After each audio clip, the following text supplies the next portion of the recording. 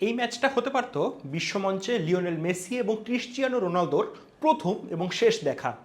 এই ম্যাচটা হতে পারত সর্বশেষ কোপা আমেরিকার দুই ফাইনালিস্টের লড়াই, কিন্তু এর কোনোটাই হয়নি। কোয়ার্টার ফাইনালের শেষ ম্যাচে আর্জেন্টিনা মুখোমুখি হতে যাচ্ছে পর্তুগাল কিংবা কলম্বিয়ার নয়, তাদের প্রতিপক্ষের নাম সুইজারল্যান্ড। নামের ধারে ভারে একটু পিছিয়ে থাকা এই প্রতিপক্ষের বিপক্ষে একটা সহজ জয়ই কি আশা করছে আকাশী সাদারা? তবে কেপ ভার্দে কিংবা মিশরের বিপক্ষে ম্যাচের পরে সেই আশাটা সম্ভবত কেউই করবে না। সুইজারল্যান্ডের বিপক্ষে ঠিক কোন কোন চ্যালেঞ্জের মুখোমুখি হতে পারে আর্জেন্টিনা, কিংবা এই ম্যাচে কোন কোন ট্যাকটিক্সের মাধ্যমে সেসব চ্যালেঞ্জকে উতরে যেতে পারে এই আকাশী সাদারা, সেসব নিয়েই প্যাভিলিয়নের আজকের ভিডিও। আর্জেন্টিনার একাদশ নিয়ে কথা বলার আগে একটা ছোট্ট তথ্য দিয়ে শুরু করা যাক। আন্তর্জাতিক ফুটবলে এখন পর্যন্ত আর্জেন্টিনা এবং সুইজারল্যান্ড মুখোমুখি হয়েছে সর্বমোট 7 বার। এই 7 বারের মধ্যে 5বারই জয়ী দলের নাম আর্জেন্টিনা আর 2বার হয়েছে ড্র। সুইজারল্যান্ড হচ্ছে তেমন একটা বিরল প্রতিপক্ষ যাদের বিপক্ষে আর্জেন্টিনা কখনোই এই আন্তর্জাতিক ফুটবলে পরাজিত হয়নি, এবং সেটা বিশ্বকাপের মঞ্চেও সত্য। বিশ্বকাপের মঞ্চেও এই দুই দল মুখোমুখি হয়েছে 2বার এবং আর্জেন্টিনাই শেষ পর্যন্ত জয়ের হাসি হেসেছে এই দুই ক্ষেত্রে। সর্বশেষ 2014 সালে এই দুই দল যখন মুখোমুখি হয়েছিল, ম্যাচটা গড়িয়েছিল অতিরিক্ত সময় এবং প্রায় 118তম মিনিটের দিকে লিওনেল মেসির বাড়ানো একটা চমৎকার বলেই শেষ পর্যন্ত ফিনিশিংটা করেছিলেন আনহেল ডি মারিয়া, এবং সেখান থেকেই সুইজারল্যান্ডকে পরাজিত করে আর্জেন্টিনা উঠে গিয়েছিল কোয়ার্টার ফাইনালে। তবে এই মুহূর্তে এই দুই দল মুখোমুখি হচ্ছে কোয়ার্টার ফাইনালেরই মঞ্চে, এবং দেখা যাক শেষ পর্যন্ত শেষ হাসিটা এবার আসলে কারা হাসে। আর্জেন্টিনার ক্ষেত্রে অবশ্য শেষ হাসি হাসার সম্ভাবনা সম্ভবত একটু বেশি থাকবে, এবং সেটা তাদের ট্র্যাক রেকর্ডের জন্যই। গত 11টা ম্যাচে আর্জেন্টিনা কিন্তু অপরাজিত রয়েছে বিশ্বকাপে, এবং সৌদি আরবের বিপক্ষে তাদের যে পরাজয়টা এসেছিল 2022 বিশ্বকাপের প্রথম ম্যাচে, এরপর থেকে টানা 11 ম্যাচ তারা কিন্তু পরাজিত হয়নি। অপরদিকে সুইজারল্যান্ডকে আশা দেখাবে তাদের এই সর্বশেষ এই চলতি বিশ্বকাপের যে বাছাই পর্ব এবং বিশ্বকাপের সময়টা। এই বিশ্বকাপের বাছাই পর্বে তারা খেলেছিল 6টা ম্যাচ, এই বিশ্বকাপে তারা খেলছে 5টা ম্যাচ। এই 11টা ম্যাচে 1 মিনিটের জন্য সুইজারল্যান্ডকে কিন্তু কোনো ম্যাচে পিছিয়ে পড়তে হয়নি, অর্থাৎ তারা গোল হজম আগে করেছে, এই ঘটনা কিন্তু ঘটেনি কোনো ম্যাচেই। সো এই জিনিসটা সুইজারল্যান্ডকে নিশ্চয়ই বাড়তি একটা বুস্ট আপ করবে।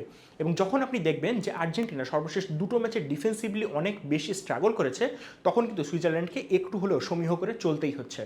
এর পাশাপাশি আমরা যদি একটু আর্জেন্টিনার একাদশ নিয়ে এই মুহূর্তে একটু কথা বলতে চাই, সেক্ষেত্রে সর্বশেষ ম্যাচ থেকে এই ম্যাচের একাদশে খুব বেশি পরিবর্তন আসার কথা নয়।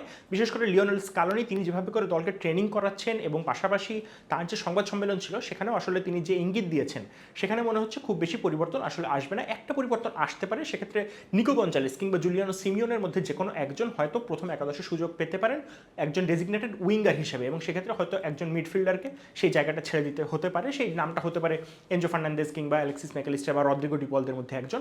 লিয়ান্দ্রো পারেদেসের সবশেষ ম্যাচে চমৎকার পারফরমেন্সের পর সম্ভবত তাকে বসানোর কথা চিন্তাও করবেন না কোচ লিওনেল স্কালোনি। একজন উইঙ্গারের আসলে কেন প্রয়োজন আর্জেন্টিনা এই দলে, এই প্রশ্নটা আপনি যদি করেও থাকেন, সর্বশেষ দুটো ম্যাচের কথা যদি দেখেন, সেক্ষেত্রে কিন্তু এর উত্তরটা আসলে খুবই পরিষ্কার। বিশেষ করে যখন লো ব্লকের এগেইনস্টে আর্জেন্টিনা দল খেলতে যাচ্ছে, তখন কিন্তু আর্জেন্টিনার বেশিরভাগ অ্যাটাকই আসছে আসলে মাঝ বরাবর, এবং আর্জেন্টিনা দলের আসলে ব্যাপারটাই এমন, বা এই দলটার আক্রমণ করার ভঙ্গিটাই এমন যে তারা আসলে মাঠের মাঝ বরাবরই সবচেয়ে বেশি আক্রমণ করে।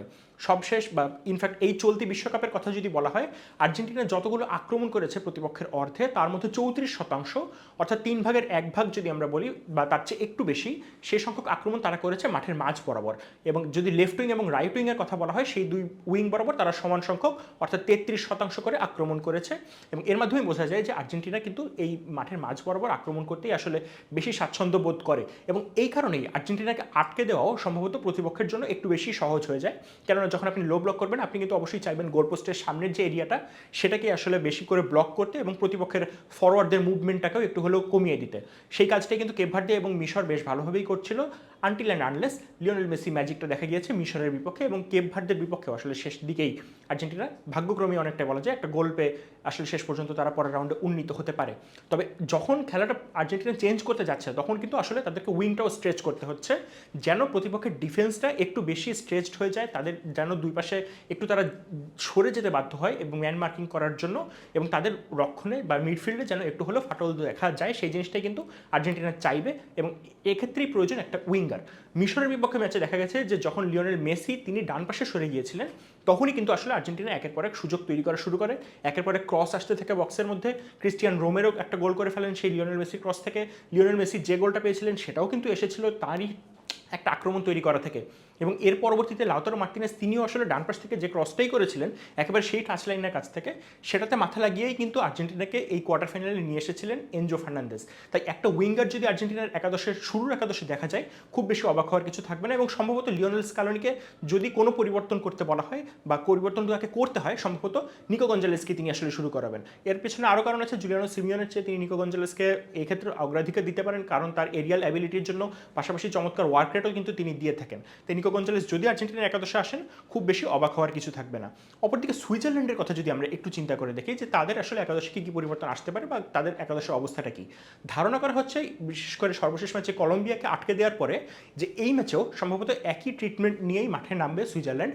এবং সেক্ষেত্রে একটা লো ব্লক তাদের কাছ থেকে হয়তো দেখা যেতে পারে, 5জন বা 6জন ডিফেন্ডারকে হয়তো এই ডি বক্সের সামনে অবস্থান করতে দেখা যেতে পারে, এবং তাদের সামনে হয়তো 3-4জন মিডফিল্ডার অবস্থান করবেন এবং সবার সামনে সম্ভবত এমবোলো অবস্থান করতে পারেন। তবে এই যে দলটা, এই দলের সবচেয়ে মেইন ম্যান যদি আমরা বলি বা সবচেয়ে গুরুত্বপূর্ণ পার্সনের কথা যদি বলা হয়, সেটা অবশ্যই গ্র্যানিট জাকা, যিনি এই মুহূর্তে এই দলটার অধিনায়ক।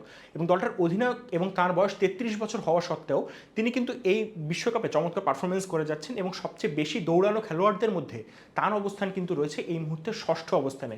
এবং খেলাটা একেবারে নিচ থেকে বিল্ড আপ করাটা, দুই সেন্টার ব্যাকের মাঝখানে অবস্থান করা, নিচ থেকে শর্ট পাসিং কিংবা লং পাসিংয়ের মাধ্যমে আক্রমণের যে বিল্ড আপের সূচনা করাটা, ম্যাচের টেম্পো কন্ট্রোল করাটা, এই প্রত্যেকটা কাজই কিন্তু গ্র্যানিট জাকা খুব চমৎকারভাবে করে থাকেন।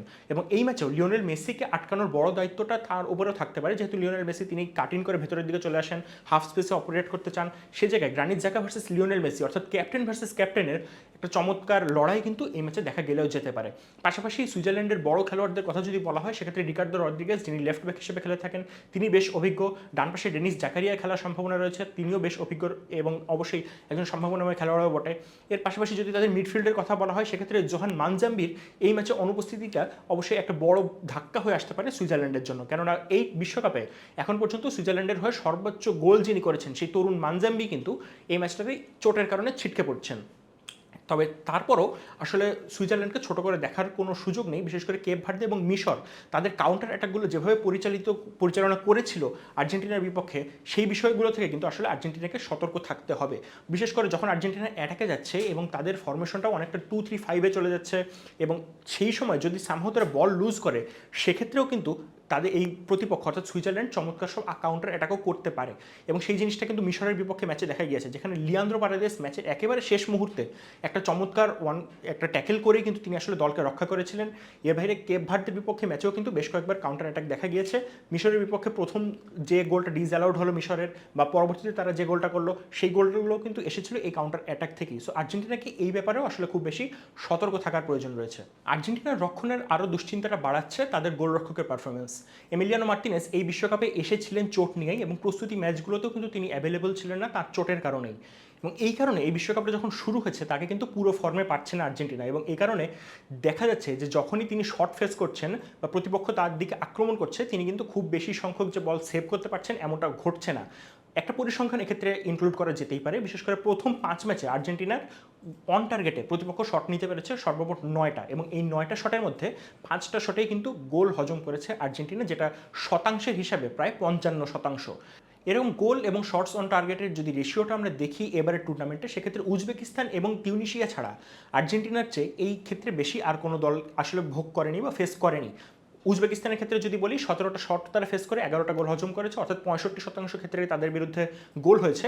তিউনিশিয়ার ক্ষেত্রে তারা 19টা শট ফেস করে 12টা তারা গোল হজম করেছে, অর্থাৎ প্রায় 63% ক্ষেত্রে তাদেরকে কিন্তু গোল হজম করতে হয়েছে। এবং এরপরেই রয়েছে আর্জেন্টিনা, যারা 9টা শট ফেস করে 5টা ক্ষেত্রেই তাদের গোল হজম করতে হয়েছে। তাই এই ক্ষেত্রে এমিলিয়ানো মার্টিনেজের যে পারফরমেন্সটা বর্তমান বা তার যে ফর্মটা, সেটা নিয়ে সম্ভবত একটু হলেও সতর্ক হওয়ার সময় এসেছে। তবে ম্যাচটা যদি টাইব্রেকারে গড়ায় কোনোভাবে, সেক্ষেত্রে এমিলিয়ানো মার্টিনেজ একটা বড় ভূমিকা রাখবেন, এ কথা গত বিশ্বকাপ বা কোপা আমেরিকার তার যে ফর্ম ছিল সেখান থেকে আসলে নিশ্চিতভাবেই বলা যায়। টাই ব্রেকার বা পেনাল্টির কথা যখন বলাই হলো, তখন সেক্ষেত্রে বলতে হয় আর্জেন্টিনার যিনি মূল পেনাল্টি টেকার সেই লিওনেল মেসির কথা। এবারের বিশ্বকাপে অন্তত পেনাল্টির দিক দিয়ে লিওনেল মেসির ফর্মটা একেবারেই ভালো যাচ্ছে না। 2টো পেনাল্টি তিনি পেয়েছিলেন, অস্ট্রিয়ার বিপক্ষে একটা এবং সর্বশেষ ম্যাচে মিশরের বিপক্ষে একটা। 2টো পেনাল্টি কিন্তু লিওনেল মেসি মিস করেছেন। এবং বিশ্বকাপের রেকর্ডের কথা যদি বলা হয়, সর্বমোট 8টা পেনাল্টি তিনি শট করতে পেরেছেন, এবং এর মধ্যে 4টাতে গোল হয়েছে, 4টা কিন্তু মিস অথবা সেভ হয়েছে। এবং এই রেকর্ডটা অবশ্যই টাই ব্রেকারকে এক পাশে রেখে সো লিওনেল মেসি পরের পেনাল্টিটা আসলে নেবেন কিনা, বা আর্জেন্টিনা যদি সুইজারল্যান্ডের বিপক্ষে পেনাল্টি পায় সেই পেনাল্টিটা তিনি নেবেন কিনা, এই প্রশ্নটা করা হয়েছিল প্রেস কনফারেন্সে লিওনেল স্ক্যালোনিকে। লিওনেল স্ক্যালোনি বলেছেন যে এই বিষয়টা পুরোপুরি লিওনেল মেসির উপরেই নির্ভর করে। যদি লিওনেল মেসি চান সেক্ষেত্রে তিনি পেনাল্টি নেবেন, যদি তিনি না চান সেক্ষেত্রেও আর্জেন্টিনা দলে বেশ কয়েকজন ভালো পেনাল্টি টেকার রয়েছেন এবং তারা প্রত্যেকেই আসলে পেনাল্টি নিতে সক্ষম। এই কথা সপক্ষে বলা যায় যে জর্ডানের বিপক্ষে ম্যাচে আর্জেন্টিনা একটা পেনাল্টি পেয়েছিল, যে ম্যাচে লিওনেল মেসি তখনও মাঠে নামেননি, সেই পেনাল্টিতে গোল করেছিলেন লাউতারো মার্তিনেজ। এর বাইরে লিসান্দ্রো মার্তিনেজ, এনজো ফার্নান্দেজ, কিংবা আলেক্সিস ম্যাকঅ্যালিস্টার, হুলিয়ান আলভারেজ, তারা প্রত্যেকেই কিন্তু ভালো পেনাল্টি টেকার, এবং যদি লিওনেল মেসি যথেষ্ট আত্মবিশ্বাসী বোধ না করেন সেক্ষেত্রে তাদের যে কেউ কিন্তু পেনাল্টিটা নিতে পারেন এবং সেখান থেকে তাদের কনভার্ট করার মতো যথেষ্ট সক্ষমতা রয়েছে। তবে লিওনেল মেসি তো লিওনেল মেসি, এবং তিনি যে খুব ভালো কামব্যাকও দিতে পারেন সেই জিনিসটা আসলে আমরা তার ক্যারিয়ারে বারবার দেখেছি, এবং সবশেষ উদাহরণটা সম্ভবত মিশরের ম্যাচেই তিনি দেখিয়ে দিয়েছেন। তবে এই মুহূর্তে প্রতিপক্ষ যখন সুইজারল্যান্ড, যারা 1954 সালের পর এই প্রথম কোয়ার্টার ফাইনালে উঠে এসেছে ফিফা বিশ্বকাপে, তখন তার কাজটা সম্ভবত খুব বেশি সহজ হবে না, এবং ফিফার র্যাঙ্কিংয়ে 14 নম্বর দলটা খুব ভালোভাবেই আসলে একটা প্রতিদ্বন্দ্বিতার আভাস দিচ্ছে ফিফা র্যাঙ্কিংয়ে 2 নম্বরে থাকা আর্জেন্টিনার বিপক্ষে। এই ম্যাচের ফলাফলটা আসলে কী হতে পারে, শেষ পর্যন্ত সেমিফাইনালিস্ট হিসেবে কে জায়গা করে নেবে, সেই প্রশ্নের উত্তরটা জানাতে পারেন আপনারা আমাদের কমেন্ট বক্সে। স্কোর লাইনটা কী হতে পারে, লিওনেল মেসি তার গোল করার যে স্ট্রিকটা সেটা আরও ধরে রাখবেন কিনা, সেটাও আপনারা আমাদের মতামতের ঘরে জানিয়ে দিতে পারেন। প্যাভিলিয়নের সাথে থাকার জন্য আপনাদের সবাইকে অনেক ধন্যবাদ।